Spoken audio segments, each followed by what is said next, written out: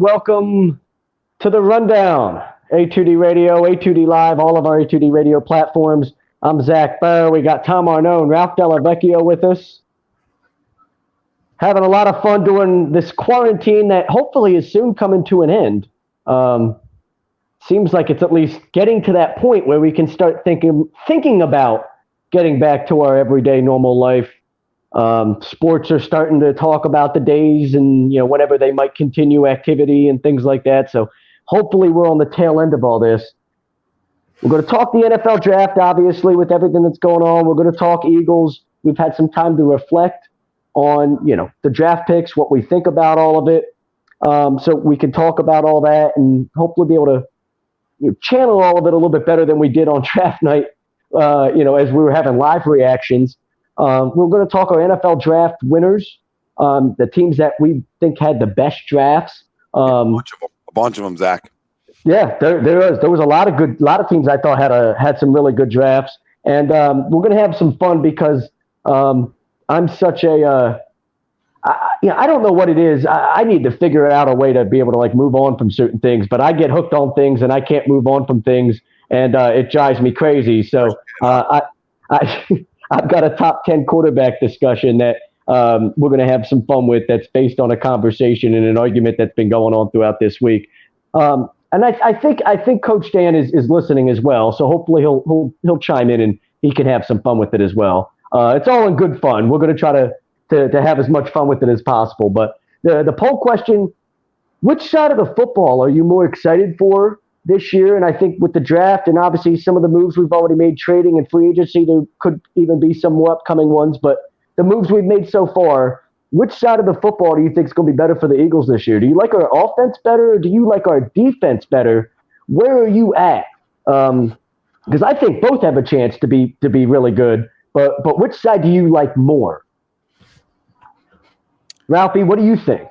I like the offense a lot better than I have more confidence in the offense than I do the defense, just because the defense side of the ball, there's still a lot of holes you have to fix, especially on the linebacker position. I know we drafted a couple here and there in the draft, but that's still a big hole to fix, man. Big hole to fix. On the offense side of the ball, right, you look at your running backs, that's probably most likely a lock. You brought back Corey Clement. Yesterday on that 1-year deal, does it really move the needle? Not really. I mean, not that much, right? I mean, you have 15,000 different receivers you can pick and choose from, right? So you have your tight ends that are already a lock, your offensive line set and good, and then obviously your quarterback in 11 is set in stone. So the offensive side of the ball, to me, it gives me more confidence than the defensive side of the ball. I love how God's just going to tune in apparently on every show we do now. Like he said, we're in a pandemic. God cares about people. So that's big news. At least God's on our side. Hey, that's okay. Yeah, well, we talked about Philly Jesus last night. Now we got God, so we got to, we're really looking for another Super Bowl now. I'll just go the opposite and go defense, and I'll give you reasons why. I think it's a really tough question. Right, because anytime my franchise quarterback is obviously on one side of the football, it's hard for me not to say that side's not better. But when I look at up front and I look how you win in the NFL, and I look at the money and the assets that Howie Roseman has put up front for this football team. Now you look at the likes. Obviously, you have Fletcher Cox, so we know that's your big money guy up there, right? But then Hargraves, right? That's a big signing. It's an under radar signing. It's a guy who can get after the quarterback. Now that allows Malik Jackson to play a little bit more end. Well, Malik Jackson has most success in Jacksonville getting after the quarterback was from the defense end position. So that gives you an upgrade a little bit. Then I expect Eric Barnett on the last year of a deal that has a make or break year to have probably his best year as an Eagle, we hope. Brandon Graham on the other side, always going to bring it. So you already know what you're getting there. So to me up front, defensively, they're loaded up and ready to go. Okay, they're ready to go eat. Now look at the linebacker position. I completely agree with Ralphie. There's holes. There's question marks.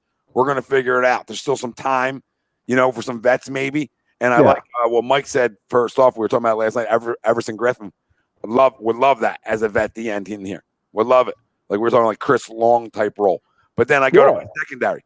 I like my secondary, right? I love Roby Coleman. I mean, that might be my favorite offseason addition because you win in the slot in this league, and if you can cover it, it's going to help your defense. And now slot receivers kill you. They kill you in this league. Kill you, and they've killed us for years, right? Patrick Robinson was the only guy that didn't really kill us with. So now we got back to having a lockdown slot guy, all right? And I'm excited about that. The best slot guy in football, in my opinion, all right? And then let's go and look at the rest of it.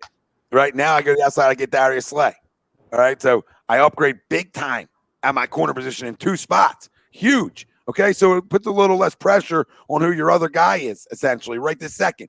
Love bringing back McLeod, and I think Jalen, leadership-wise, is the main reason they brought him back, and they hope that he can play safety. We're going to find out. If not, Kevon Wallace or somebody else, maybe wins that job. But right now, it's Jalen Mills' job to lose. We'll see where that goes. So to me, yes, offensively, we have a ton of talent too, but defensively is more. I don't know. Besides offensive line, I don't know. Defensively, to me, I think is a huge. We're already upgraded big time, and I think that we can literally. I think we're going to take away the ball more. Right? I think that's what's going to happen. I think we're built to take away the football more. So I'm going to lean towards the defense a little bit. I really agree with you. I love the defense. All the acquisitions we made. I don't know why there's an echo. I'm trying to figure this out. Do you guys hear an echo? You're good now. Okay. Yeah, I love the defense. I think this could be a top 5 defense in football. I think if everybody stays healthy, everything works the way you want it to work. They rotate the defensive line the way they want to. I think we have the best defensive line in football. Maybe I'm being biased and I'm a homer because I'm an Eagles fan. But when I look, not just Fletcher Cox is obviously a superstar, but depth. You're not just talking about the guys that are starting. You're talking about the guys that we have. We're 5, 6, 7 deep at the defensive line position with guys that you can rotate in and out, and all of those guys can make plays. It's not like a couple of them are scrubs or one or two of them are bums. They can all make plays for you. And I agree about the secondary as well. First of all, I think Jalen's kind of going to fit into this, what the NFL is kind of becoming a little bit, where there's some guys that don't have positions, and that's okay. There's guys that are hybrid players, you don't really have a position. He just plays like Isaiah Simmons is going to be this guy, obviously, I guess for this next generation. He can play linebacker, he can play safety, he can line up on the defensive line and play defensive end. He can line up all over the field and play different positions. Jalen can play corner if you need him to. He can play safety. But Tommy talked about the leadership and all that. He's a guy that when he's on the field finds a way to be able to make plays for you, it seems like, one way or another. More times than not, he's finding a way to make plays. He's got that swagger and that knocks that you like. So, if he plays safety for you at times, cool. If he plays corner for us at times, cool. The Roby Coleman acquisition, I completely agree with. Best slot corner in football. He very well could be. Hopefully, that's what we need him to be. And the Darius Slay trade, it's what we've been looking for years, to have a guy outside that can shut down a number 1 wide receiver. So yeah. I think if everything goes well, the defense has a chance to be top 5. Can our offense be top 5? Maybe. It can. It has a chance, but I have no confidence our defense can. When I looked at last year. Yeah, go ahead. No, go ahead, Tommy. You're good. No, just real quick. What about the offense? Can it be? That's why I'm I'll lean towards the defense, because I think we're going to take the football away. I love our front, and it's Hargrave. I don't know why I always say Hargraves. That's on me. But it's Hargrave.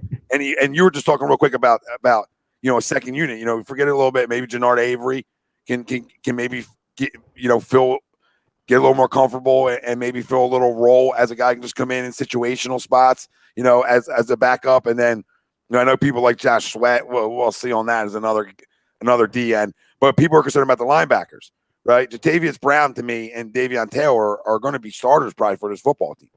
To me, because and they're not ready. But yeah, you're right. They're going to have to. They're going to see a lot of playing time regardless. I mean, Jatavius has started before, so he's probably going to start here, and then. It's, and then you look at Nathan Gary or Duke Riley. So, there's concerns there, but there's still time. Now, offensively, to the point offensively is, yes, they can be a top 5.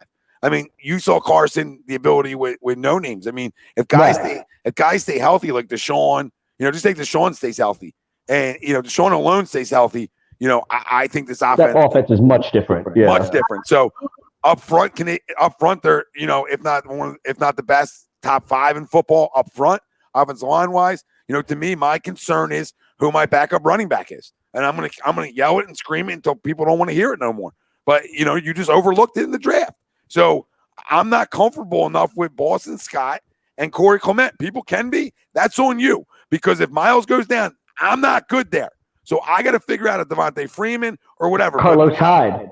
I hate Carlos Hyde. You don't let but if you're talking about a guy that's going to carry the ball 20% of the time, do you think Miles Sanders isn't going to be on the field 80% of the time for us? Stinks, Zach. I want no parts of Carlos Hyde who's been everywhere. Okay. I rather Devontae Freeman. He's better. Well, I'm asking you a question. Are you looking for a guy that's actually going to carry the ball a lot, or are you just looking for a guy to be a backup running back? Run hitters. So Devontae Freeman. Now go so ahead. You want a guy that can actually make plays for us? Yeah, I don't want just a guy. I want he's the best. All right.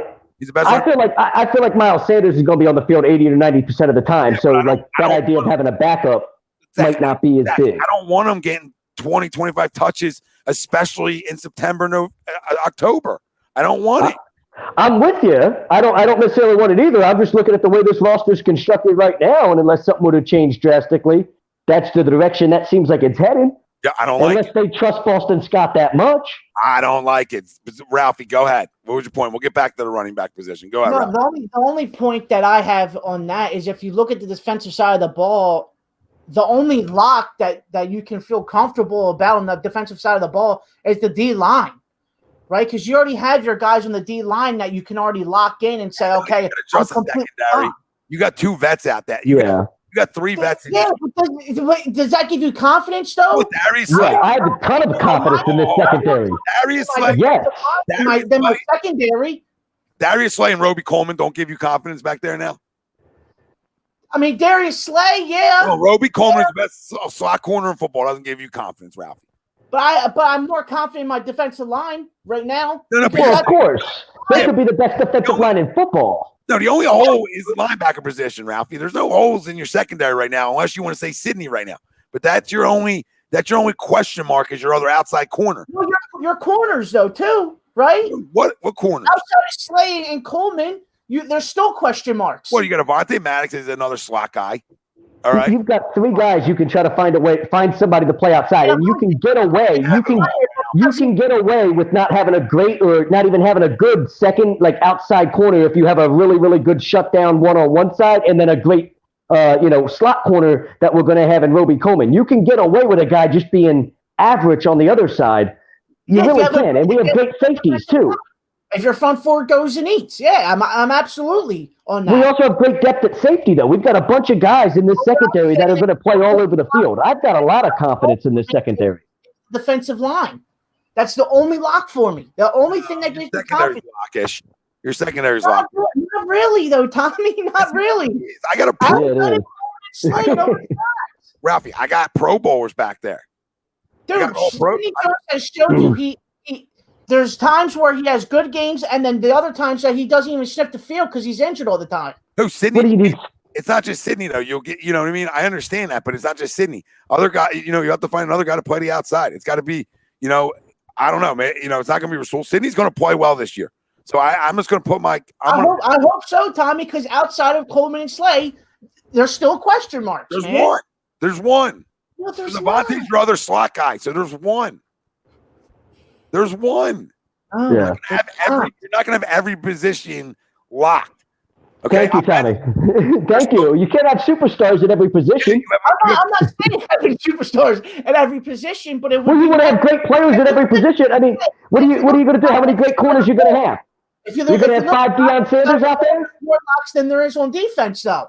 I'm more confident. That's why I went with the offensive side of the ball for for the poll question, because I'm more confident in the offense than I am on the defensive side. And I'm okay with that too. And to Tommy's point about the running back, I'm concerned with you about that too. And I would be shocked if they didn't find a way to bring somebody. There's going to be some type of move I would think they make at that running back position. We're not even talking about Corey Clement. That's not a move. That's just a guy that knows this system. That's not really a move. That's what I said last night too. I said, don't be surprised if there is an NFL season and there's no preseason and no offseason, that some of these teams bring back guys that know the playbook and know the scheme. And that's probably most likely what's going to happen. And you saw it. I'm just saying, And I'd be completely fine with Devontae Freeman. That guy, he's a good player. He's been a good player for a good time. Absolutely. And I don't know, but I just think whether it's Devontae Freeman or somebody else, they're going to, I would think, make some type of upgrade for that second running back spot. This offense for me has potential. Listen. This event is built to win right this second. It is, absolutely. Right this minute, Ralphie. Yes. Right this minute. You're going to have a hole here and there, but when you got vets, them holes sort of find their ways to work themselves out when you have a couple. Now, I'm telling you right now, I don't want to scream it, right? You don't draft Davion Taylor in the third round if you don't expect him to be an outside linebacker for you. He's 223 coming into it. He'll probably be around the 230 mark. He can run. He can tackle in open space. He's probably going to be a starter. He has to be because you're so weak there. Now you look at him, and then you look at TJ Edwards. Yeah, but you look at Jatavius Brown, a starter before in San Diego for a minute.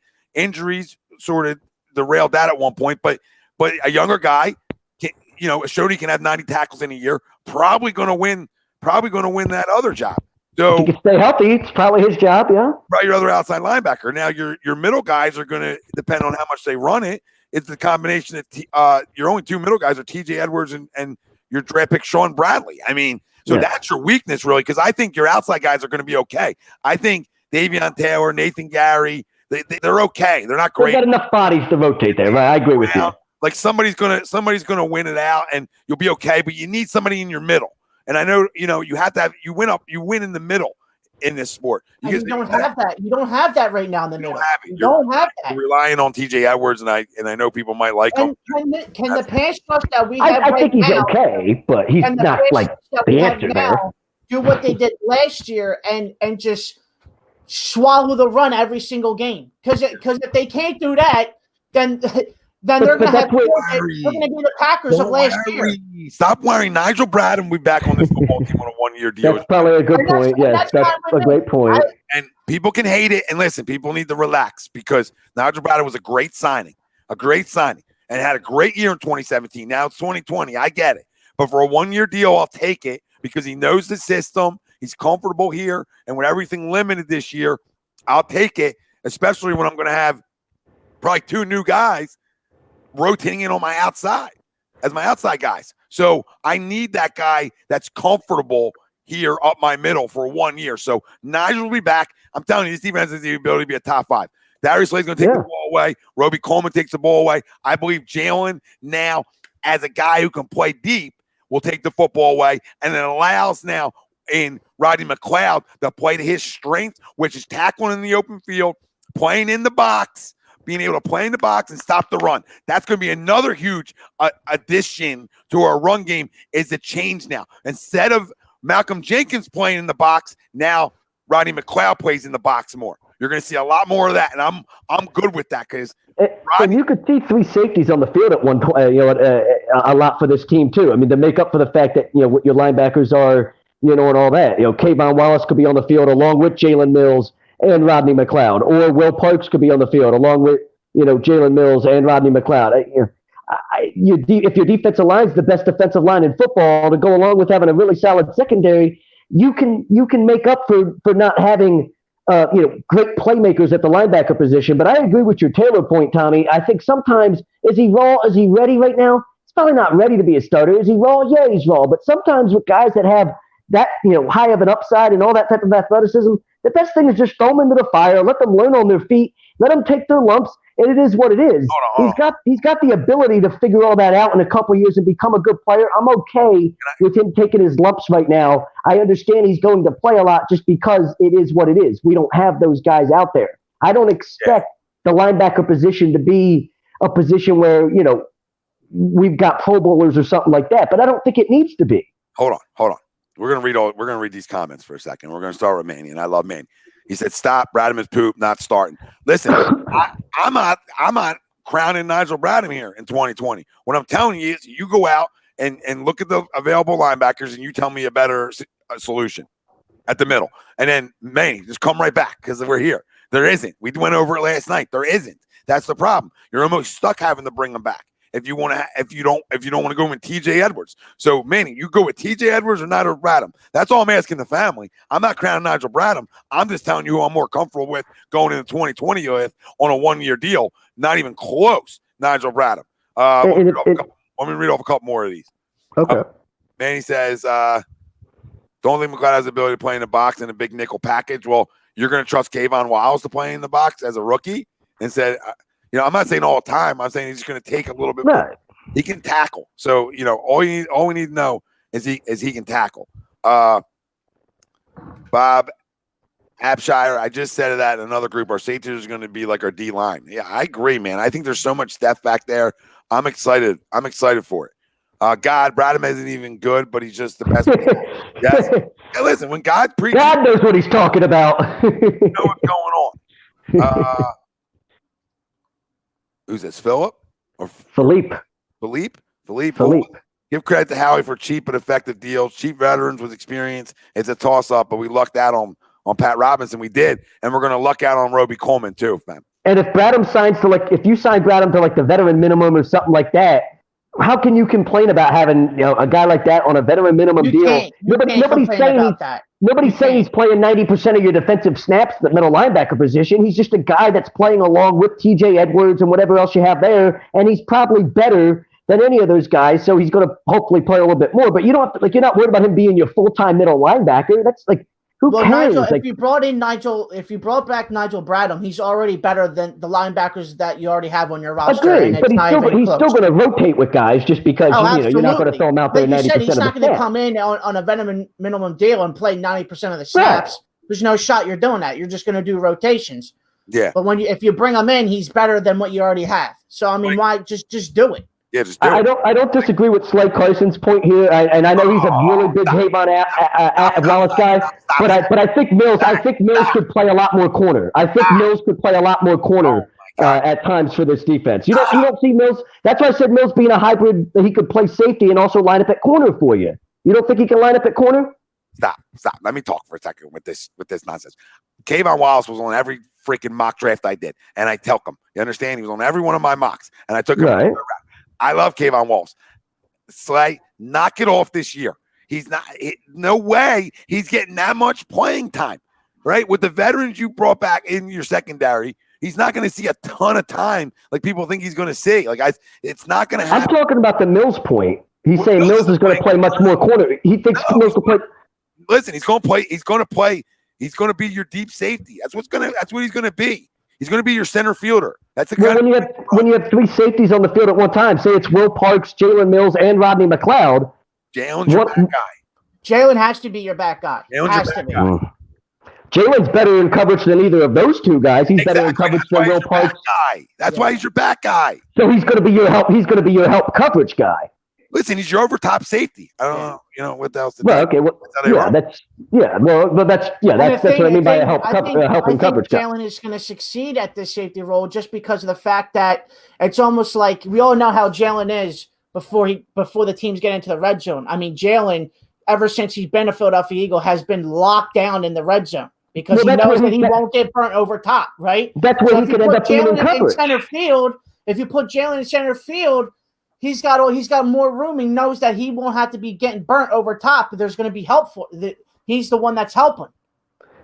Well, that's in the red zone. He's always been really effective in coverage. Absolutely. That's what you could possibly see him in coverage. You could see him line up in coverage as a corner in the red zone because he's always been effective there. But I understand you being a deep safety when you're at the 30-yard line, sure. But when they're at the 10-yard line, he's always been effective as a corner in coverage, when you're down near the goal line. Yeah, but you could see him in coverage there. No, but in there, yeah, fine. But I'm talking about, teams on their own 25. He's your over top safety. It's either going to. Oh, sure, of course. That's all I was saying. Of course. Robert Myers has a great comment. Dillard better be ready. Facts. Yeah. He's going to need to be ready. Absolutely. This is why I went defensive line, because I don't have a blindside tackle that's a puppy on my defensive line, right? So that until proven otherwise, we don't know. We hope Andre Dillard's going to be a puppy, but we don't know yet until thrown in the fire. So we're definitely going to find that out. Kyle Cap says fire Howie. Listen, maybe one of the worst guys on draft day I've ever experienced watching in my life. I watch bad GMs out draft them, and I that's fine. I just don't trust people that have shadow pictures for profile pics. No, I mean that's a different conversation. The comments all I look at. I think Nigel was hurt last year more than we know. No, okay. I mean, whatever. It could be. No, she could be right. Could be, sure. I mean, she could be 100% spot on. We don't. Doesn't really have anything to do with. Doesn't really have Everybody's anything to do with process. whether you would sign him this year. Either way, you would sign him this year. Yeah, listen, Roby Coleman is going to be shut down, Jeff. I mean, that's all I keep telling everybody, and I agree. and everybody that knows enough about Roby Coleman will say the same things. We're all saying. He graded out as the best slot corner in football with the Rams, so hopefully he could be that guy here. Canel Patel, Mills is going to be our starting strong safety with McLeod as a free safety. Agree. Exactly.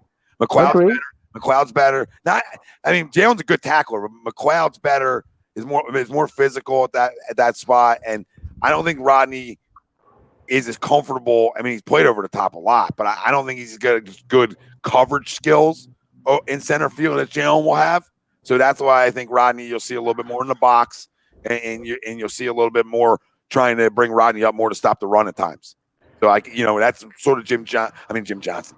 Jim Schwartz is I wish it was Jim Johnson. Man, can we go back? Sort of Jim Schwartz's MO. He doesn't really put two safeties over top. The thing we were scared about sometimes with Malcolm was when he had to line up in coverage, right? Like the one thing that scared us with Malcolm Jenkins always was when he had to try to line up in coverage. I have more confidence in Jalen being the lineup in coverage than I did Malcolm Jenkins. But now with Roby Coleman playing in your slot, you shouldn't need to have your safety really at any point lining up in coverage. The only time that would happen is if we seem to find Sidney Jones or whoever's playing on the outside on the other side of Darius Slay really struggling, and that's where you're talking about Jalen becomes even more valuable because now he can be a help defender on that side and be like a second defender to your weak side of the field where they're probably going to try to beat you if Darius Slay is able to shut down one side. They're obviously going to try to exploit you at your weakness. If you can have Jalen and whoever the corner is over there, you have three safeties on the field. Jalen becomes very, very valuable in his ability to be able to help shut down the other side of the field. That's just my opinion, not just over the top, but I think in general in the passing game, he has the ability to be able to shut down the other side of the field. Corner of safety, you get their coverage skills back there. Brady, Rodriguez, Orsine, Griffin, and you're talking about, I assume you're talking about Everson Griffin, and I'm 100% all in. I'm with you there. To go get another one. Absolutely. Luke Grissom. Thoughts on Press Taylor using the wide receiver core more effectively than a ball hitting Aguilar in the chest and falling? It's all about being coached up right, and it's all about talent and getting out of your own head. So, hopefully, this wide receiver core and some of the drops that have haunted us in the past are gone. Taylor Bowers, I panicked. What up, Taylor? At first, I'm not going to lie, but looking at what we have covering in the secondary, I think we're going to be fine. I agree, Taylor. I think we're loaded back there. I really do. I think we're in a great spot. Somebody said, who is it? Jalen Hurts season. Stop it. It's a bad pick. Press Taylor don't have a clue. Oh my God, Jesus. Brady Rodriguez says bring in Logan Ryan for extra competition. It's a great. That's not a bad move either. I would bring in Logan Ryan. Absolutely. Just trying to read off all the comments. Get through a bunch of them here. Stop hating on Howie. No, we didn't hate on Howie. No, we won't. We won't. No, I don't care. Well, he's a Seahawks fan, so I get you. But you're always in it. Rob Brinkman, Press Taylor, stinky. He's more than stinky. I'm really hoping they put Goodwin in the slot and not Rieger. Rieger needs to start on the outside. Well, yeah. Rieger's probably going to start on the outside. Him and Press Deshaun, Taylor's right? the guy that thinks having two quarterbacks on the field at the same time is a great idea. So yeah, I don't like guys that want to try to reinvent the game of football. Yeah, and Press Taylor's giving me the idea that he's one of these guys that we're going to change the way the game of football is played. Stop with your nonsense. Chip Kelly left here a long time ago. I do not need any of that bullshit. And his idea of wanting to have two quarterbacks on the field at once is reminding me a lot of these coaches that want to try to reinvent the game of football. Stop with that nonsense. Yeah. I don't need it. Yeah, well, Marquise Goodwin might not even make this football team. Thank you. Yes, Tommy. Nothing guaranteed there. Like I'm looking at more like. Thank you. I'm looking at more of my slot guys being, maybe a little Greg Ward at times. You're going to rotate guys there. Yeah, I know JJ's obviously going to play on the outside. He might get a little time in the slot as well. Your tight ends will play out there sometimes. You're going to have Hightower and hopefully some of those rookies. Mix and match from inside outside. Reagor will probably mix from inside outside. I mean, I expect a lot of guys to be rotationally there. I think that's the cool thing about what we've done is we have enough weapons all over the field to kind of be creative with it. Yeah. Like nobody has to be labeled in or out. They can sort of play both. I think that can be very effective. So just Prestero needs to shut the hell up because Prestero's talking about putting Jalen Hurts in like different situations. Listen, if you want to run him out there, all I'm going to say, and I'll leave it at this because I don't want to talk about it again. If you want to run him out there a couple times a game and you want to run some wildcats or you want to run some read options, right? Then some RPOs and different things like that. Okay, but listen, it's no more than like 2 to 4 times a game, right? It's a series, because I'm not taking 11 off the field more than shot. It's only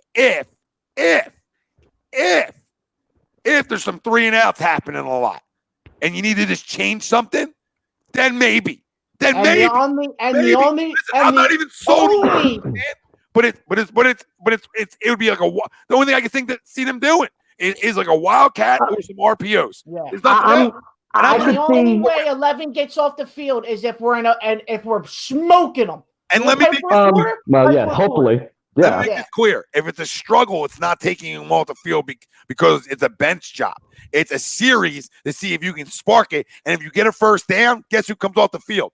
Yes. Him, and 11's right back on. That's the only way they can do it. That's the only way, and it doesn't even justify the pick. I hate the pick. I could see because Doug likes to go for it on 4th down a lot. I could see on 4th and 1, 4th and 2, things like that. Yeah. I could see Jalen Hurts being very, now you can work him in there, and it's not a bad idea. No slot receiver crap. No, none of that nonsense. Get that crap out of your head. And I heard somebody talk about, you could put Jalen in there in the red zone when you're down near the 5-yard line. Carson Wentz is the best red zone quarterback, maybe in NFL history to this point in his career. 72 touchdowns to 2 interceptions, or whatever the hell his ratio is. It's fucking unheard of. Crazy. The fact that you would think about taking Carson Wentz off the field in the red zone makes my blood boil. Those people are fucking out of their mind. Yeah. Well, listen. Yeah. Because Carson Wentz is great in the red zone. So I ain't taking Carson Wentz on the field in the red zone. Look at numbers for a minute and get back to us. But what I will tell you is everything I said doesn't mean I like it. Understand? So just because I said this, I think Prestero is going to do it, doesn't mean I like it. I'm just telling you what I think the direction they're going to do. And if they're smart and you're going to do it, then you're doing it sort of the way I'm telling you to do it, which is, hey, if we're struggling for a quarter and a half and we just need a spark real quick, then you run a little RPOs and shit for a series, right? Or if you're Zach saying 4th and 1, 4th and 2, you just want to, you know what I mean? You want to try something there. I can wrap my head around it, but doesn't mean I like it. It just means that's what I could see them doing. So we've got to try to get the most out of the pick. So whatever. I got 4th and 1. I got to leave Carson on. No, like sneak he's 6'5". Kubi sneak up the middle, bro. It works every time. Sneak opportunities. We're probably like 1.5. 2, maybe. Yeah. I'm not saying I like it. When we go for it on 4th and 2 and 4th and 3, and we do that a lot, so I could see I don't like it either, but if we're going to have to try to get the most out of a pick, if we want to throw them in there on 4th and 2, 4th and 3, because they say they have some type of, we've got plays designed for them, then, okay, knock yourself out. I still hate the fucking pick, and it's fucking stupid. No. And I got to address now. Now I got to address. I didn't want to do this today. I wasn't in the mood to address. Okay, we had a long show last night, and we're back at it again, and I wasn't in the mood to address. Now I'm addressing. Joker, you say Philly fans are always upset about something. I don't call it upset. See, this is what people misinterpret all the time. There's passion about stuff, right? And then there's being upset, right? Nobody's upset. Okay, what comes out as passion, you can mistake for being upset. What we're saying is we expect this football team is an 11-win team, so I don't know where everybody's coming off that we're so upset by. We're not upset about anything. We're talking about the dislike of the pick in the spot. That's the only thing anybody's upset about. So I don't know what we're so upset about where this agenda's coming out. Maybe he's talking about in the comments, but if people want me to blow Howie Roseman for 3 good picks, you can kiss my ass. Okay? You know what? You can kiss my ass if you think because of 3 picks, now it's Crown City over the tenure. Grow the hell up. Grow up. Three picks and it's are you kidding me? No. If we're not allowed to be critical, then what are we doing in the business? What are we doing? We're rah-rahs. We're pop-pop. Who do you want I us to be? completely agree. Go listen to somebody else if you want rah guys and pom cats. Because I'll even say this, because the two things I hate, because I agree that comment is bullshit. The two things I hate is when we get accused of, Eagles fans are biased, so they only see it this way, or you always need to be upset about things. Those two things can be complete bullshit when it comes to people that want to throw that accusation out there. We've got some idiots in this fan base, sure. But I'm the last person, Tommy, you're the last person to sit here and just say, oh, we wear Eagles blinders. We have the complete ability to sit there and tell it how it is and be real about the situation and tell you a guy stinks if he fucking stinks. Like, there's no sitting here and say, oh, well, you're biased, so therefore this is what you think. Like, that, I can't stand those fucking arguments. I love it. You don't know him as a person. I don't care. I'm a sport. I don't care what he is as a person. I see what my eyes is telling me. If the dude stinks, he stinks. Let me tell you something. Let me tell you something. It's over and done with. For years, Zach said about football players, right? They ain't guys I'm bringing home to mommy and daddy for Thanksgiving dinner. They're not what I want. Yeah. Okay, I need aggressive cats. This is it's an aggressive sport. I'm not looking for somebody to marry my sister. I'm not looking for nobody to marry my sister. My sister's already married to a great man. So let me tell you something. What I'm looking for is ball players. So when you miss on the first round consistently throughout your tenure, for the most part, all right? How are we supposed to sit back and say, well, Howie's great during draft day? We always give him credit for what he's really good at. Okay, he's really good at free agents and trades and the money, and he's really good with the money. Yeah. He just misses on draft day too much. Why is that such an issue? Why is that such It shouldn't be. Because I don't trust Howie at all. Because he doesn't have a pulse for talent, Tommy. He doesn't. Well, he's not a talent guy. You've got to have a talent guy in here. He doesn't. I'm cool with Howie being. Money. He's great with. Listen, the salary cap. He's great with it. Bringing free agents in. He's awesome. But when it comes to draft time, the dude fucking crumbles. Well, when Joe Douglas was here and he actually had a talent guy, an evaluator, a guy that's an actual talent evaluator, it seemed like, things were a little, you could trust it a little bit more. I don't trust Howie with draft picks at all, but I at least trust the talent evaluators that are telling me, or at least trying to tell me, that guys like John Hightower and Kayvon Wallace and guys like that are a good pick. When I listen to certain talent evaluators around football, there's certain guys, obviously, that you think are full of shit, and there's certain guys that you trust, and everybody has their own list of people they trust and people they don't. There's certain guys out there that when they talk, I trust more than others. Shut up. You don't agree with that? No. When did you become Mr. Follow Along Cat? Yeah, when did you become? Yeah. Oh, I trust this guy. I'm gonna nibble on what he says. I've got quite a few guys that I really trust that when they talk, like I'll at least listen to what they say. There's certain guys in the media when they talk, I just completely block it out. I'm like, I don't care what this guy says at all. He's complete hot air. He just likes to hear himself talk. I think there's certain talent evaluators that work for certain networks that actually are good at what they do at being talent evaluators. There's other guys that are just completely full of hot air and like to hear themselves talk. I don't trust A2D guys, and me and Ralphie. Ralphie don't follow the crumbs. Makes sense? Like, we don't follow the crumbs for food. I'm a guy. What's my eyes telling me? I think about it. Well, of course. But that's what I'm trying to think. If my eyes tell me something, and then I'm sitting here arguing with somebody saying, no, my eyes are telling me this. If there's other talent evaluators out there that get paid to do this for a living, and you're like, listen, my eyes tell me this, and these talent evaluators that I seem to trust agree with that, well, that means you can trust what your eyes are telling you. That means you're not crazy. There's some people that sit there and will tell you that, this guy's a great player, and you're like, what? That guy fucking sucks.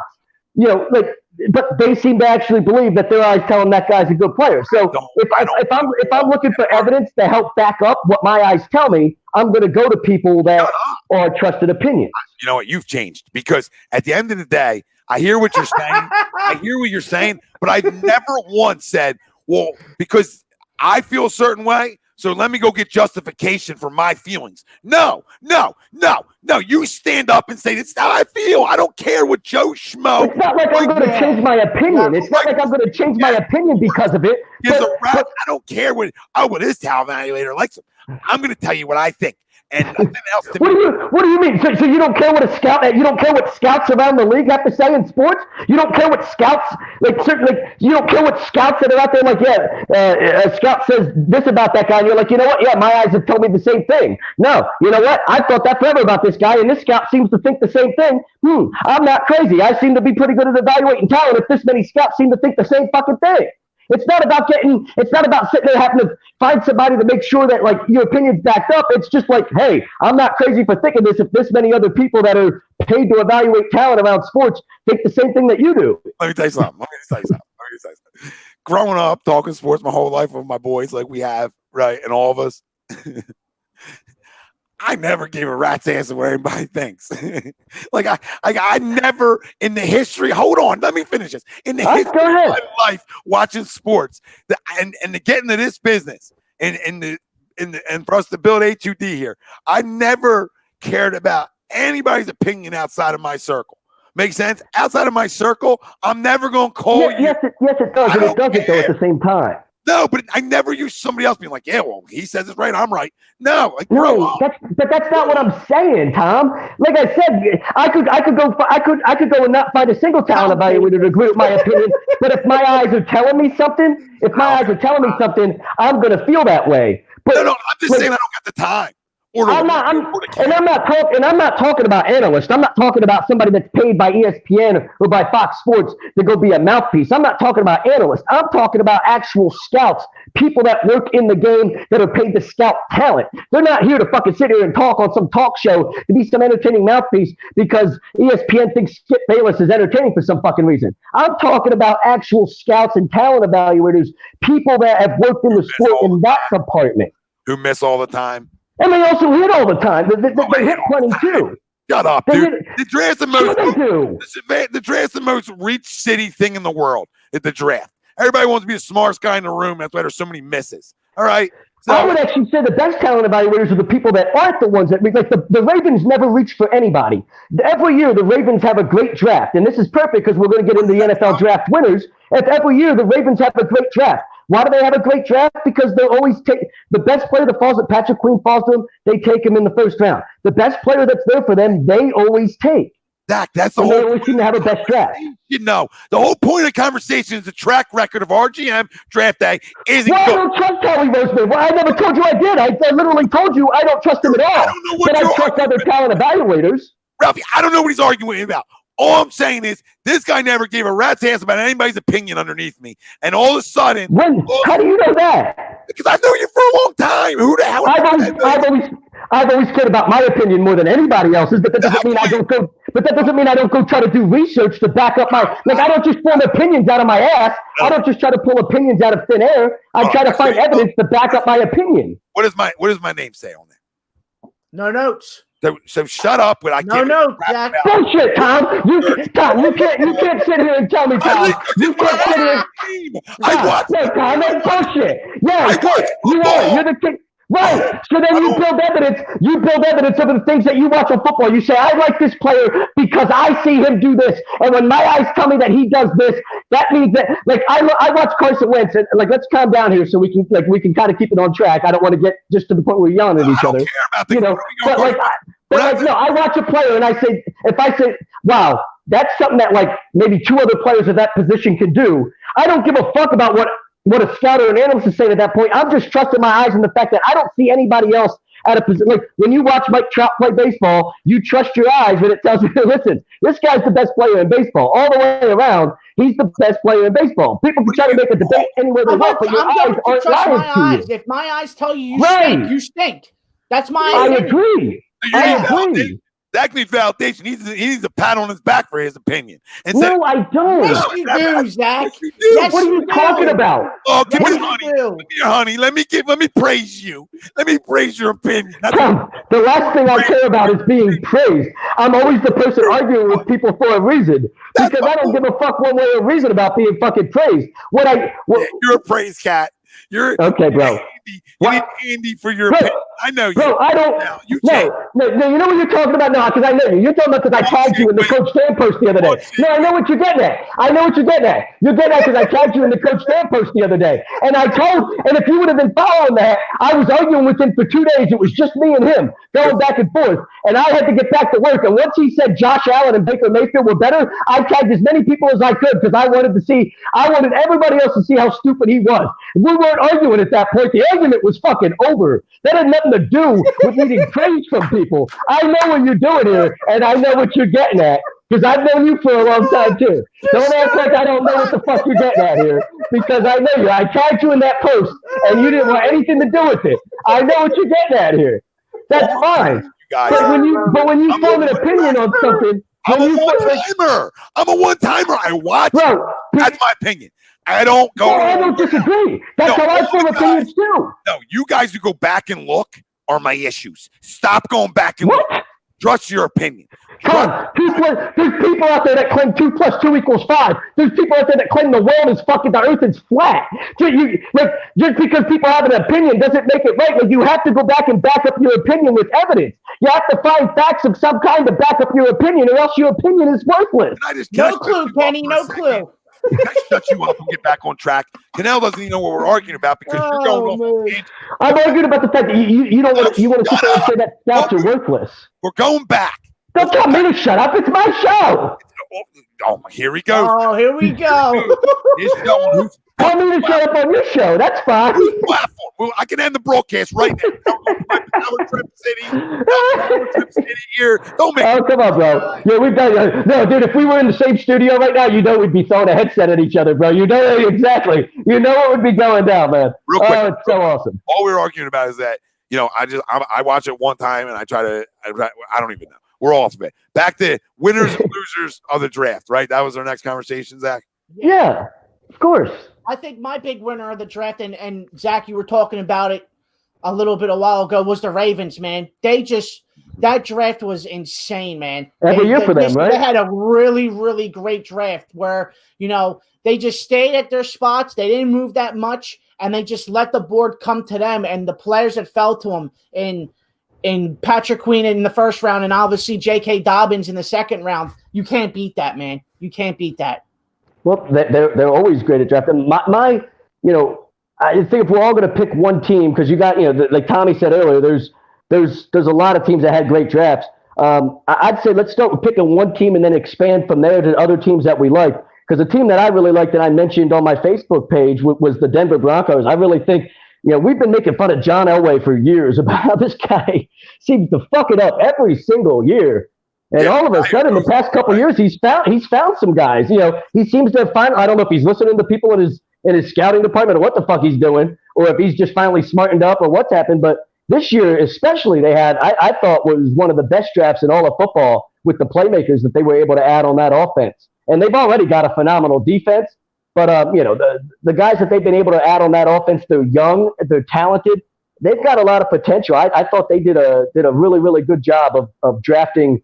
Not just positions of need, but it's not like they reached for any of them. I really felt like they did a good job of taking guys, taking the draft, letting the draft come to them and taking guys, as they fell.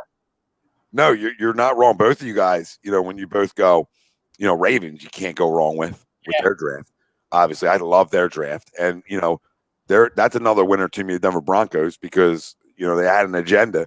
And when you get the best wide receiver in this draft class, I think it's automatically a win, especially when you get it where you get it at. But I gotta look. I look a little bit. I thought that, like I said, there's so many teams that had good drafts. You look at the Cleveland Browns for a second, right? And you look at going to get your tackle for the future, right? So important, right? You look at the New York Giants, supposedly going to get their tackle for the future, getting Xavier McKinney in the second round.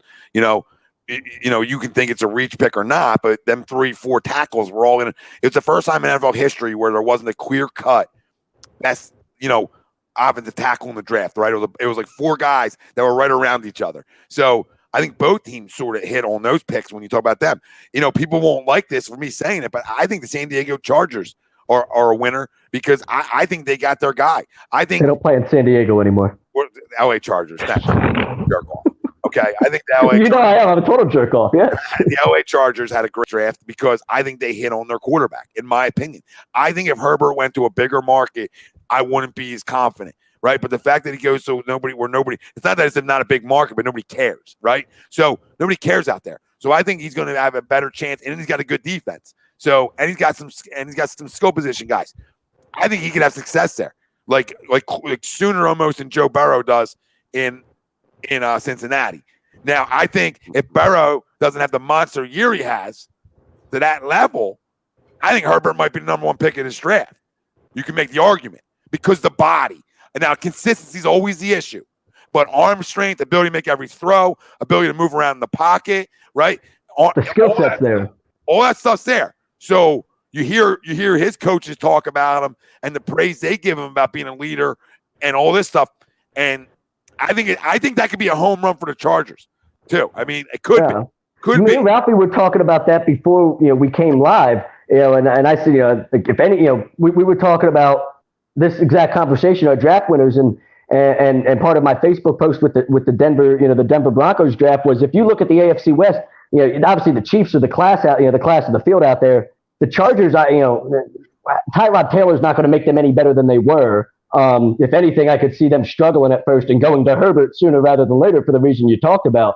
I really do like him. They obviously think he's their future. I can't stand when the knock on somebody, instead of them talking about, they love his skill set. His skill set's great. The one knock on a guy is apparently they question mentally whether or not he can lead a football team and all this. Now, stop being, it's a fucking nonsense. Like whether he can lead a football. Guess what? If you can go out there and ball the fuck out, guys will rally around you, and you're going to lead a football team real quick if you can go out there and ball the fuck out, and if you can play at a high level.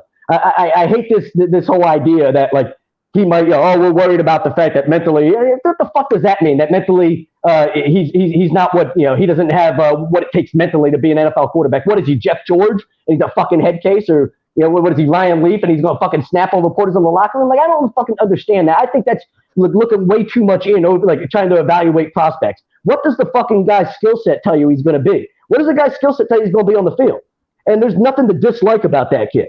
I think he's going to be a phenomenal quarterback in this league. Obviously coaching and all that goes into it too, but he's in a great situation to be able to step into a position with the Chargers where they've got enough talent on the field where if he steps in there, it's not like they're going to suck and he's going to get killed. You can step into a position with enough, there's enough talent there where you can hopefully go through the growing pains and figure things out. How quick is he going to play though? You think he's going to play relatively soon, or do you think Tyrod Taylor holds that position down? I think he wins it again. There is one. You think he wins at the beginning? Yep. I think the Miami Dolphins also another good one, another good draft. Let me read all some of these comments real quick. Kennel says, and Mary went to the Chargers too, which makes them. That's why another. Yeah, and they traded back up in the first to get him. So I really like their two first rounders. I don't like the second pick in the first round from the Niners, but when you get Kinlaw, I think that's a huge home run for San Fran again. So I like what they did there. I'm not a big fan of the wide receiver Ayuk or whatever freaking stupid name. Yeah, Ayuk. They seem to develop like talent like at all the skill positions though. So I wouldn't be surprised if he ends up being a player for them just because they develop running backs, they develop receivers, and it's just like Breda was like an undrafted guy for them, and he turned into a player that they just traded for 4th or 5th round pick or whatever, and was a 1,000-yard rusher. Yeah, real quick. Happy with the Eagles draft? Yes or no? I'm not unhappy, but I wouldn't say I'm happy. So I don't know, is there a middle area? I'm okay. Lukewarm? Yeah. Yeah, lukewarm. Yeah, that's a better. I mean, if you take the Hurts pick out of it, the Hurts pick kills it for me. Yeah. Like the Hurts pick just absolutely kills it. Hurts a big time. You know who else had a good draft? Minnesota Vikings had a good draft. I mean, a lot of teams. Dude, Connie, they took 14 players, bro, in that draft. A lot 14. A lot of teams had really good drafts, and it's sad to say that, and we're not doing it because we're Eagles fans. If we weren't Eagles fans, we would say the same thing. Like, I feel like you reached the only pick. I continue to say this in the first 4 rounds. The only pick that wasn't a semi-reach for their value was Kevon Wallace. That was the only pick. The only pick. Yeah. I mean, even Jalen Reagor is at least 6 spots higher than he was supposed to go. And the fact of the matter, what nobody listens to me about, is 3 months ago, he was a 3rd round grade. So what the hell changed? That's all my point is. Things change. So that's what's that. I don't like. Well, at the beginning of the year, Joe Burrow wasn't going to be the top pick in the draft either. 3 months ago, he was a Heisman Trophy. No, I said at the beginning of the year, Joe Burrow wasn't going to be the top pick in the draft either. Exactly. I'm not talking about the beginning of the year. I'm talking over the last 3 freaking months. He went from a 3rd round pick to number 21 overall. That always worries me a little bit. That doesn't mean he can't play. I hope he can. You don't know. Nobody got the crystal ball in front of him. All I'm saying is that doesn't concern you a tiny bit. Where was he rated a 3rd round pick? I always saw him rated as a 2nd round pick. Regardless, that's a huge jump for sure to the D. Well, plenty of guys go from early 2nd round picks into the 1st round when they have good combines and pro days and things like that. I mean, that's not uncommon or unheard of. Late 2nd round pick to me. He's a late 2nd round pick. He wasn't a 1st round pick at any point up until a month ago. So that just always worries me a little bit when it's that much of a jump after a combine. That's all my point. That's fine, and it's fine. I mean, I like Jalen Reagor, though. I like Jalen. I'm going to continue to say it to people. I like Jalen Reagor. I think it was a little bit of a reach. Minor reach. Doesn't mean I don't like it. It was just minor. How his whole drafts were minor reaches. Minor reach, big reach, minor reach. Javon Wallace, not a reach. And then the rest doesn't matter. You know what I mean? After that. I mean, exactly. Yeah, you're not really putting expectations on 5th or 6th round guys, but you at least like the idea that the speed and all that, there's potential there. I see what we're trying to do. Whether or not they end up being hits and they end up being players, who the fuck knows? But at least there's something there. You know, it sounded like you had a plan for the first time in a while. I like the direction of speed. No question about it. All I would say, though, is you could have got Patrick Queen and still got this speed. And dude, and I agreed with you on draft night about that, and I still agree with it to this day. And that's the only guy that at 21 I would have rather have taken there, though, over Reagor. Now, granted, I liked Reagor more than you did, and we talked about this on draft night. You know, it seemed like initially, I was like Reagor to me. I had him ahead of a couple of receivers that maybe other guys didn't, but I was fine with the pick. I still would have much rather have taken Patrick Queen there. But outside of Queen, if we weren't going to take Queen, I don't really know if I had another guy at that point I would have taken over Reagor. Well, this is the problem, Matt. Matt, this is the problem. The pro day 40s are not real. Them clocks are juiced in a way, right? You got to go all 40 They times. are. You got to go all 40. If you're going to go all 40 times, which I don't even really I care about a little bit because I want speed. But at the end of the day, if you're going on 40 times, you only go 40 times the combine. And to back that up, Tommy, you heard it all weekend. You heard it all week leading up to Thursday night with Justin Jefferson, right? His 40 time was a 4.4, but everybody you knew that had the biggest knock on Justin Jefferson is that he doesn't play to his 40 time. The tape doesn't show that. So, and I'll piggyback off of you. The 40 time is bullshit. The straight bullshit. I don't put a lot of stock into the 40 times, mainly because me neither. Me neither. And I don't put a lot of stock into them either way, whether it's combine or pro days. I think if anything, the fairest way to do it is you're taking what you've got at the combine, take what you got at the pro day, and you're trying to find somewhere in the middle. Yeah. So he's definitely not 4.2 speed like he was at his pro day. And maybe he's not 4.4 speed like he was at the combine. Maybe he's somewhere closer to 4.3, 4.35, something like that. You know why I like it more, Zach? You know why I like it more? Because, I mean, the game speed's there for him. There's no question. Yes. Let's make that clear. And the second reason I like him, dude, anybody who can take a ball, you know, on a screen pass, for instance, and take it 50, I'm a fan of. Okay? Let me make that clear too. But what else I'm a fan of is I'm a fan of pedigrees. I'm a huge fan of pedigrees. And when Daddy plays in the league for a long time, and when I found that out after the show that night, I was like, I like him a lot more. Just because I feel like that, you know, to get there, you know, he's got to. You understand what it takes. Yeah, you already understand what it takes. And what it takes. I'm with you. And I think he plays bigger than his 5'11" frame. I like how physical he is. Yeah. He's not physical enough yet, but going up for balls, he plays bigger than 5'11". Now, what he doesn't play bigger than 5'11" is press coverage off the line. That's just something he's got to grow into, right? Sure. That's just a knock from coming in the league. That's just one of the knocks. But overall, I think he's going to be impact. And I'm praying he's impact day one. Well, this is what I'll tell you. If he doesn't become an impact player this year, then I will completely spin my opinion and hate the fucking pick, because you do not take this guy at 21 unless you had a plan to work him into your offense immediately and make him a playmaker. I don't want to hear come week 6 or week 7 from Doug Peterson, oh, well, you know, this is a process and working the guy. No, bullshit with the fucking process. You take a guy at 21 because you had a plan to make him a part of this offense from day one, or else you don't take it. So if he's not a playmaker or an impact player of some kind, relatively early on, I'm going to be relatively pissed because that's what this guy is supposed to be in this offense, or else you don't make this pick. No, facts. Joker, no. I mean, listen, he's game speed fast. I don't care what his 40 time is. All I'm going to tell you is whatever it is. But when you watch him, it shows up. His speed shows up. So I have no problems in terms of his speed translating at the next level. I said on draft night, you want to look for things that translate day one in the first and second round, right? So if I'm looking at Jalen Reagor, what transfers day one? Explosiveness. Okay, so that's what makes me like the pick. Explosiveness will always translate day one. Okay, especially when I feel comfortable in my offensive staff to get a guy at football. Now, beating the guy over the top will translate day one. Now, you want to go over the middle, right? So there's little things that we're going to find out. But in terms of certain things, they're absolutely going to transfer day one, in my opinion. See, go over the middle is one of those things. I mean, you obviously saw a lot of the explosive plays on that they showed on all the highlights. But I felt like when you watched his tape, you saw his ability to go over the middle and not be afraid to make catches and make plays over the middle and take those hits and things like that. I agree about the press coverage thing, which is obviously something that, if you're going to be a guy that's going to try to stretch the field and beat teams over the top, if they can, shut you down with press coverage, it's, that's going to hurt your effectiveness. I mean, how's his route running ability? Consistently. Probably needs tuning up. Yeah, I mean, he's not Jerry Jeudy, obviously, but it's not. I think he's a more polished route runner than Deshaun Jackson was coming out of college. I thought Jackson was kind of just a guy coming out of college. His main trick, he was a one-trick pony at that point. I'm going to beat you deep down the field. Yeah. I feel like Reagor's a guy that has a more complete skill set than that coming out. So, I'm not saying he can run every route in the book, but I think he can run enough routes and you can use him enough creative ways where there's enough there. He's not just a guy that's running deep seam routes for me and I'm throwing the ball deep down the field to. I really like the idea of how creative we could be with a guy like that. I think, if anything, the two guys we drafted later, Hightower and Watkins, the only thing that, we're going to see them maybe do this first year is be guys that are going to run those deep streaks and guys that are stretched the field.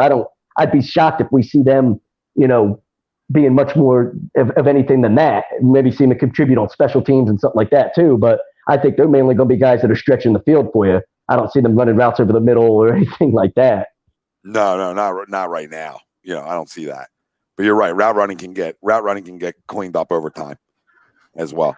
Not that I trust this coaching staff to improve somebody's route running, but I'm just saying, it is one of those things that can get improved. No, it can. It can. What else do you have on the agenda? Well, if we're going to talk quarterbacks for a little bit, I think it's a fun conversation to have because it can get creative in different ways. Let's not just talk about, everybody wants to talk about who are the best quarterbacks right now, but let's talk about the best quarterbacks, your top quarterbacks that you would start a franchise with at this very moment. And not just have a top 5 list, but have a top 10. Because I feel like if you made a top 5, everybody's top 5 would probably be pretty close to the same. But if you have a top 10, there could be some names in there, your 7, 8, 9, 10, those guys on that list that could be a little bit different depending on whose list it is. So I think it could be a little bit of a fun conversation. Yeah, so you're saying what? Top 5? Top 10 quarterbacks that you would start your franchise with right now. Okay.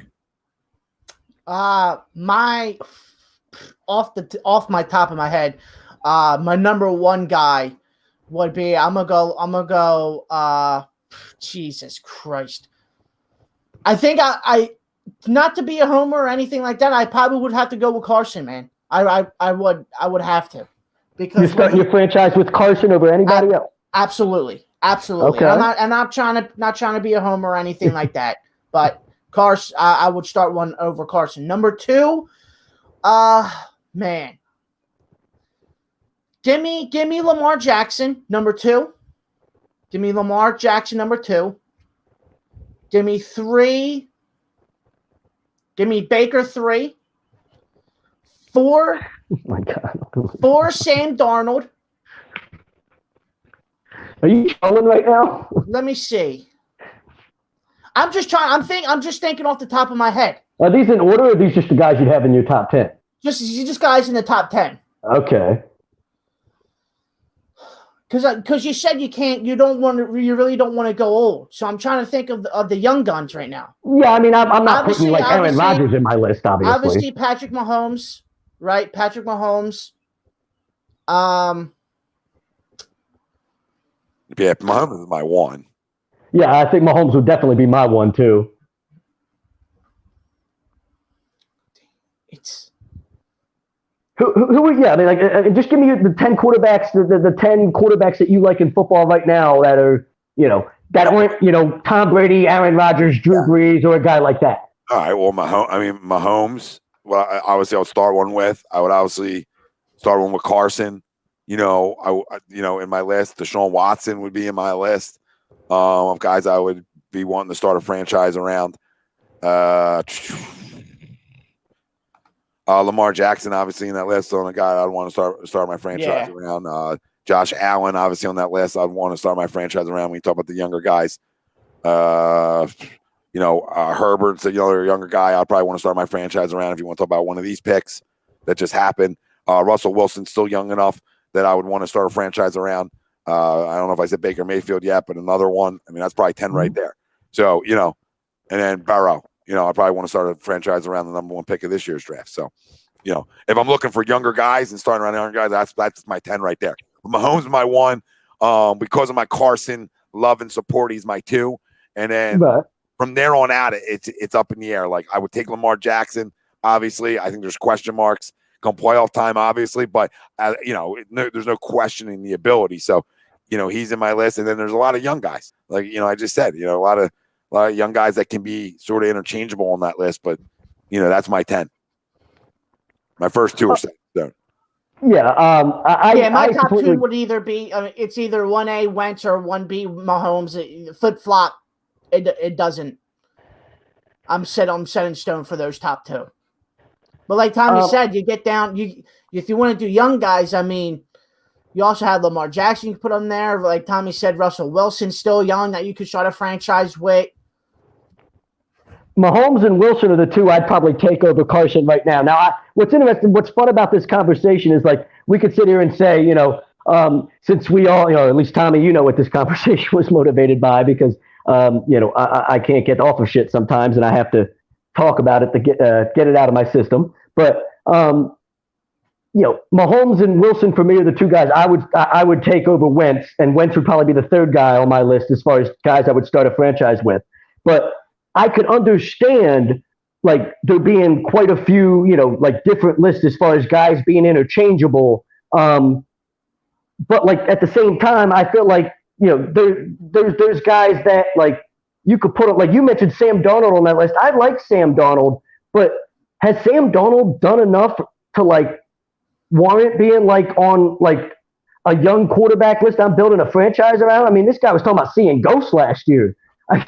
Listen, I'm not a Darnold guy. He's not on my list. Gongo says, "Come on, guys, come on." I love once, but he isn't in the Mahomes or Wilson galaxy. He's not. Well, I agree. I don't think he is in there. I think those 2 are clearly the best quarterbacks in football. We're talking about younger quarterbacks. Right. I mean, I think Wentz is right up there with the young quarterbacks you want to start a franchise around.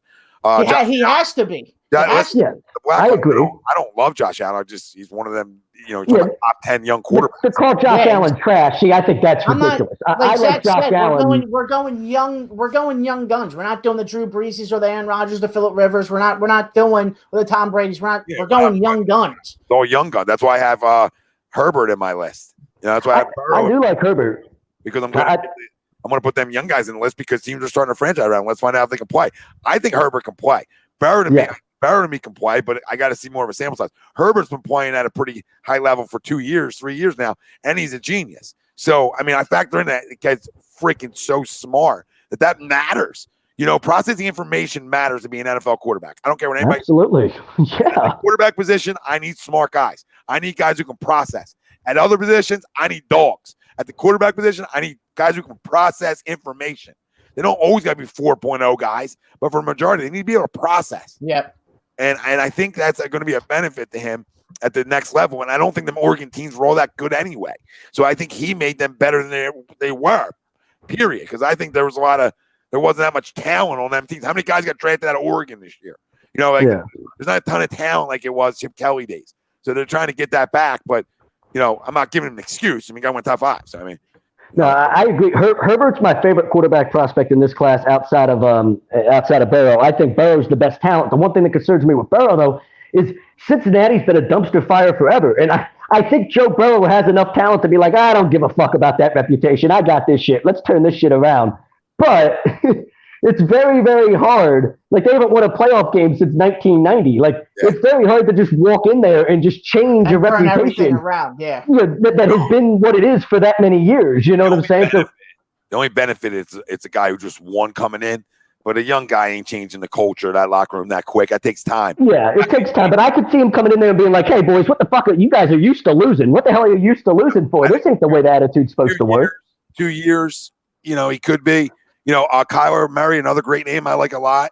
Do you like Murray that much? I mean, I like his rookie year. I don't love him, but I like the baseball background to be able to throw the football, right? I'm always a big fan of that for them smaller guys. So what I do like is he has talent around him. And he's got a lot of talent around him now. Yeah. He threw the ball well last year. I mean, he had a good rookie year. Yeah, there's question marks about size and no doubt about it. But who do you like more, him or Daniel Jones? Probably him. He's more successful. Shit. Yeah. Daniel Jones turns the football over too much. Too many back. He does. Yeah. Now, that can change. That can change, but early on, way too many back foot throws. But I mean, and see what's interesting about Jones is because I'm with you. I think it could go either way with him. He could be a superstar in this league. I think he showed the ability to make a lot of tight window throws and things like that. But he also showed, like what you talk about, just some things that made you scratch your head. Like, dude, what are you doing? Like, what the hell was that? Now, that maybe comes from just the fact that he was, played at Duke and he was nowhere near ready to step into an NFL offense yet. But I definitely felt like Kyler Murray had the better rookie year. Obviously, he won, the Rookie of the Year award. So people seem to, the voters agreed with that. Jock sniffers, first off. How are we jock sniffers? I don't understand. Like, did you miss last year? The 16 games? See, this is what this is what I talk about. This is the thing. And see, this is what got me into that argument. To begin with, that started this whole fucking conversation that made this whole thing want to be a talking point for me in the show. Apparently, because we're Eagles fans are the only ones that think Carson Wentz is this fucking good. And that's crazy to me because I've heard plenty of people that aren't Eagles fans that seem to be good at evaluating talent that think Carson Wentz is fucking phenomenal too. So it's not just Eagles fans that think the guy's a fucking talent. I've talked to Giants fans that are like, give me that guy right fucking now. Like, I'll trade you whatever the fuck you want to have Carson Wentz on my football team. You know what I mean? Like, so this idea that Eagles fans are like, we're snipping his jock because we rank him this high? The fuck are you talking about? Has he not set records? Like, he set franchise records with guys that are going to be bagging groceries at ShopRite this year. And like going to be in the fucking league. And like you said, Zach, look at his numbers down the red zone. Crazy. Touchdown interception ratio, that's an NFL record. He's got a better touchdown interception ratio than anybody in NFL history down there. But I agree with Scott. Like, we could talk about stats all you want. People like to bring up what he's done in 4 years and his numbers in 4 years and the different records he's set that no other quarterback has done. I get all that. And that stuff's great too. It backs up what your eyes tell you. But when I watch the guy play, my eyes tell me this guy, he does 1 or 2 or 3 special things every fucking football game. Like, things that I watch and I go, dude, I don't know if there's another quarterback in football that can do that. Like the throw against the Redskins last year where he was on the run to Sanders in the back corner of the end zone where he threaded the needle with 3 defenders. I mean, you're like jizzing in your pants over throws like that. You're having fucking orgasms. You're like, dude, what quarterback in the league makes that throw outside of Carson Wentz? Maybe Mahomes, maybe Wilson. But that's elite level stuff that you can't deny. So I don't want to hear. I just think the people that are like, "Oh, you guys are just Eagles fans and you're biased." No, you're just not watching every snap and every play of the game the way we are to be able to sit here and get a judgment of what this guy actually is. Because if your eyes aren't telling you that this guy is like an elite quarterback talent, like not just in the league right now, but like if you've watched quarterback play over your entire life, like this guy's an elite quarterback talent. Like, you could go back to any generation or any decade, and he's an elite quarterback talent. I don't want to hear this nonsense that we overrate him because we're Eagles fans and we're biased. I think you need to get a clue. Tommy, what do you say? You can purchase a clue here at A2D? $49.95. We sell clues here. Taylor says, you can't say because we are Eagles fans, everyone likes Wentz. We're probably the most divided fan base, honestly. Idiots still out here. Yeah. Yes. It's only Eagles fans that love Wentz, except half the fan base wanted some guy that's a career backup quarterback that's on his sixth team to fucking be Victor, in 2017, did Wentz look like Mahomes? That's all I'm saying. I'm not. Yeah, and now listen, and that's even a stupid. Oh, Mahomes could do it? Well, Mahomes might be like the best quarterback talent that we've seen in 50 years. Like Like, who the fuck knows when the time like his career is done, the numbers and the accomplishments that kid might have. Like to sit here and be like, oh, well, Wentz can't do what Mahomes can do. There might not be a quarterback in NFL history that can do what this kid can do. At 25, the shit that kid's already accomplished in 3 years as a starter or whatever is fucking unbelievable. So to sit there and make that argument is kind of silly too. Like, he's got an MVP award and a Super Bowl in his first 2 years as a starter. Like, great. What other quarterback in NFL history has done that? I'm not going to compare my quarterback to that. That's ridiculous. No, me either. Me either. It's not fair. I'm not a QB comparison guy. Like, they all have different things. They might be similar with situations, but they all do different things. And Manny says he looked better than Mahomes. Exactly. I mean, that's what I'm trying to. 2017, he was the thing. Like, in 2017, everybody wanted him. Like, dude, if we could have Carson Wentz in our football, like, he was supposed to be. He's the next best thing in the NFL. He was going to be the next big quarterback. And hopefully he's still going to be that guy. We only have 10 minutes, so I can't do this right now until the next show's up. So, we have 2 other shows coming up here. So, we won't be able to get into this. So, listen, Russell, man, I get it, bro. I get it. But to me, that kind of like there's already the hatred there. You know what I mean? That's how I take them comments. Like, I get it, but I can't respect the comments because you act like, whatever. I'll respond to that in one way. It doesn't even need to be a debate. I'll respond to it like this because I heard people say that all the time. And again, I'm with you, Tom. I get it too. But I'll answer with this. Peyton Manning didn't win a playoff game until 2003, his 6th year in the league. And we all knew well before 2003 that Peyton Manning was an elite quarterback in this league. It wasn't like he had to win a playoff game in 2003 for us finally to wake up and go, wow, that guy's fucking awesome. Like, we knew well before that he was an elite quarterback. So this idea that because he hasn't won a playoff game, he can't be elite. That's nonsense to me. Peyton Manning was elite before he won a playoff game in his 6th year. You know what I mean? What the fuck does that have to do with anything? Elite has to do with what you can do on the field. And Carson Wentz has an elite skill set that very few other quarterbacks have. Not the playoff games will come. The Mahomes, like, it's not a fair. Yeah, that's silly. Exactly. We're comparing them pretty much MVP of the league outside of Lamar Jackson and the Super Bowl winner. Like, do you want me to hear? Do you want to hear me say Patrick Mahomes is better than Carson Wentz? Fine. Right now, Patrick Mahomes is better than Carson Wentz. I agree. He's the best quarterback in football. Does that make you happy? I don't understand what we're trying to get at here. I don't. Nobody tried. It's so stupid. But if you're not saying that if Wentz healthy isn't close, then I think you're just a jackass. Yeah, I'm with you. I think you're just trying to be. I think you're unfairly trying to make Wentz worse than he is. Does Mahomes have that run with Greg Ward and J.J. Arcega-Whiteside and great question. And nobody, and apparently, that's not something I hear. I don't hear any other fans talk about. You have to win 4 straight games with them. Yeah. Again, those are guys. Think about question, man. The only one of those receivers that ended the year with us last year that's probably even going to be on the roster, and he's probably not even a lock, is Greg Ward. Yep. He's probably going to make the roster, but he's not a lock. But he's probably going to make the roster. Outside of that, Robert Davis and Deontay Burnett and all those scrubs that were fucking on the roster, they're going to be bagging groceries in ShopRite at the end of all this because ShopRite's going to need people once this pandemic's over. They're not even going to be in the goddamn league at the end of all this. And these are the types of people he was throwing touchdown passes to lead us to the playoffs. But, ask other fans around the league. He's not good enough, Zach. He's not good enough. Yeah, exactly. Ask other Eagles fans. And he's not good enough, even though he was making those guys look like they were NFL players. Not good that's enough. That's why I agree with Tommy from earlier in the show when you talk about how good this offense could be. If he can make guys like Deontay Burnett and Robert Davis and Greg Ward, if you can carry those scrubs down the stretch to the playoffs, I'd love to see what you can do with a guy that can run 4.2 speed. If you can do what you did last year with those wide receivers, this year should be sky's the limit, brother. 1 million times, guys. The second he did that with that group, he became elite. Made this. Well, we already knew that, but made this his locker room officially again.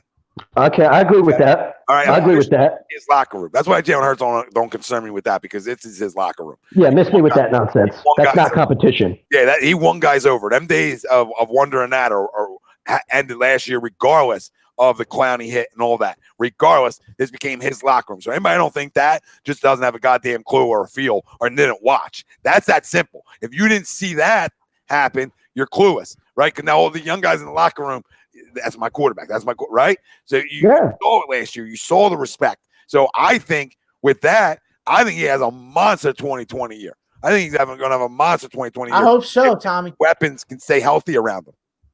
You know, forget about, you know, the Watkins and the Hightowers and those guys that were like, oh, can these guys contribute? They don't, you know, those guys can just be what they are. If Rager and Miles Sanders and Zach Ertz and Dallas Goedert and all those guys can stay healthy and D-Jack stays healthy, I mean, those are weapons right there. Those are enough weapons to put him into the MVP conversation. You know, our whole offense is going to be dictating. It's not going to change. It's great to have guys that stretch the field, but our safety blankets in our offense in the passing game have always been our tight ends. And Doug Peterson's talked about how, you know, we want to run a 2 tight end set. They want to sign Ertz and Goddard long term and have both of them in this offense because running 2 tight end sets with us seems to be what, you know, we do most effectively. Having these speed guys that can take the top off the field just makes that strategy even more effective. Yeah. But that's what the offensive strategy is going to continue to be. Well, it's always been like that, even when Andy was here as well with the 12 personnel. It's always been like that. To a certain extent, yeah. I mean, it's more so with Andy. It was more so, you know, you had good tight ends, the Chad Lewises and the L.J. Smiths and the guys like that. You know, L.J. Smith, no, he was terrible, but he was at least in that rotation. But you threw the ball to your tight ends, but it was mainly the running backs, the Westbrooks and the guys like that. We always seem to find guys out of the backfield that were going to make plays, and we do that really well now too. Doug does that phenomenally. I mean, Miles Sanders, he's Alvin. Are we not going to try to make him Alvin Kamara in this offense? Is that what we want him to be? You know, a guy that's going to try to catch just as many have just as many receiving yards as he does rushing yards, be just as much of a playmaker in the passing game as he is in the running game. Guys, did you guys know? Because we have a couple of minutes here. Did you guys know that every receiver in the NFL is great because they're in the NFL? I didn't know if you guys knew that. Teddy.